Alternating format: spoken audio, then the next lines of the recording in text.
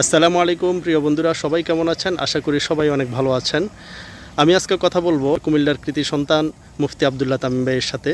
মুফতি আবদুল্লাহ তামিম, যিনি বাংলাদেশের ইতিহাসে সর্বপ্রথম একজন মুফতি হয়ে যিনি সময় টিভিতে কাজ করেছেন এবং ইসলামিক বার্তার প্রধান হিসেবে আছেন। আমি আজকে তার সাথেই কথা বলবো। আপনারা আমার সাথেই থাকুন এবং দেখতে থাকুন। আসসালামু আলাইকুম। ওয়ালাইকুম আসসালাম ওয়া রাহমাতুল্লাহ। কেমন আছেন? ভালো আছেন? আলহামদুলিল্লাহ ভালো আছি। আপনি কেমন আছেন? আলহামদুলিল্লাহ, আমিও ভালো আছি। তো আপনি যে রিপোর্ট করেছেন, আসলে আমাদের পুরো বাংলাদেশের সকল মানুষ এই রিপোর্টগুলো দেখেছে। মার্চ ফর গাজার যে রিপোর্টটি আছে এগুলি, এবং কি সবাই আপনাকে অনেক সাপোর্ট করেছে। আমরা দেখেছি যে বাংলাদেশের ইতিহাসে এই প্রথম একজন হুজুর মুফতি সাহেব যিনি এই রিপোর্টিংয়ের সাথে যুক্ত হয়েছেন। তা আমি আজকে আপনার সাথে কথা বলবো, আপনার অনুভূতি এবং কীভাবে আপনি কাজ করেছেন, কিভাবে আপনি এর কাভারগুলি করেছেন, সব কিছু নিয়ে আমি কথা বলবো। জি ধন্যবাদ। আসলে শুকরিয়ার বিষয় যে আল্লাহ রাব্বুল আলামিন আমাকে এমন একটি সুযোগ করে দিয়েছেন, এবং সময় টেলিভিশনকেও ধন্যবাদ যে তারা আমাকে এমন একটি রিপোর্টে পাঠিয়েছেন এবং রিপোর্ট করার জন্য সুযোগ দিয়েছেন।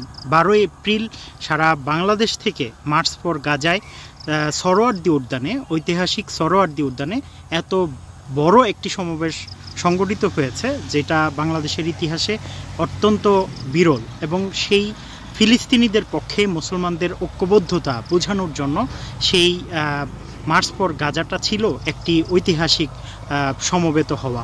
তো সেইটার রিপোর্ট করেছি আলহামদুলিল্লাহ, এবং বাংলাদেশের সবাই এটাকে খুব পজিটিভলি নিয়েছে এবং অনেক অভিনন্দন আমি পেয়েছি।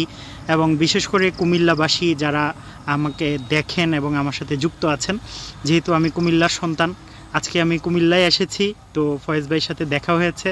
তো উনি বললেন যে ছোট্ট একটা কথা যেন আমি আপনাদের সামনে বলি। তো আমি শুকরিয়া জ্ঞাপন করছি এবং কুমিল্লার মাটি ও মানুষকে ভালোবাসা জানাচ্ছি।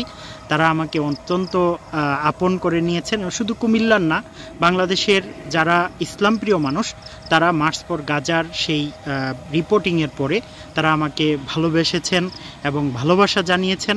তারা আমাকে অনেক বেশি আনন্দিত করেছেন এবং উৎসাহিত করেছেন। সবাইকে ধন্যবাদ জানাচ্ছি।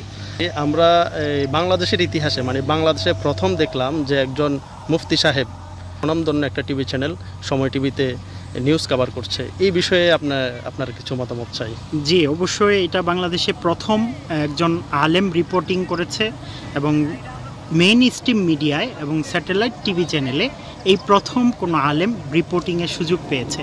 তো আমি ধন্যবাদ জানাচ্ছি আমার টিভি চ্যানেলকে, এবং আমি ধন্যবাদ জানাচ্ছি আমার কর্তৃপক্ষকে যে তারা সুযোগ দিয়েছে। তো আমি আসলে অনেকেই এই কথাটা বলছিল যে আমি নতুন করে জয়েন করেছি অথবা আমাকে সেদিনই পাঠানো হয়েছে, বিষয়টা এরকম নয়।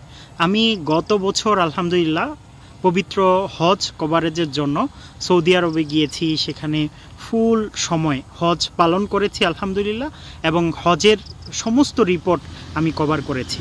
তো সেই হিসেবে বলা চলে আমি মোটামুটি সময় টিভিতে ইসলাম বিভাগের প্রধান হিসাবে 2 বছর যাবত আছি আলহামদুলিল্লাহ, এবং দিনের খেদমত করে যাচ্ছি। এখন বর্তমানে আমার প্রত্যেক শুক্রবারে 11:30 আমাদের প্রোগ্রামগুলো হচ্ছে হজের বিষয়ে, অত্যন্ত সুন্দর প্রোগ্রাম হচ্ছে। সেই প্রোগ্রামগুলো দেখার আমন্ত্রণ জানাচ্ছি সবাইকে। যে আমরা দোয়া করি, আমরা আপনার সাফল্য কামনা করি। ভালো থাকবেন ভাইয়া, যেখানেই থাকবেন আমাদের জন্য দোয়া করুন। অবশ্যই আপনারাও ভালো থাকবেন, যে যেখান থেকে দেখছেন সবাই ভালোবাসা নেবেন এবং আমাদের জন্য দোয়া করবেন। বিশেষ করে আমার জন্য দোয়া করবেন, আল্লাহ তাআলা যেন আমাকে আরও বেশি দিনের খেদমত করার তৌফিক দান করে। আসসালামু আলাইকুম ওয়া রাহমাতুল্লাহ।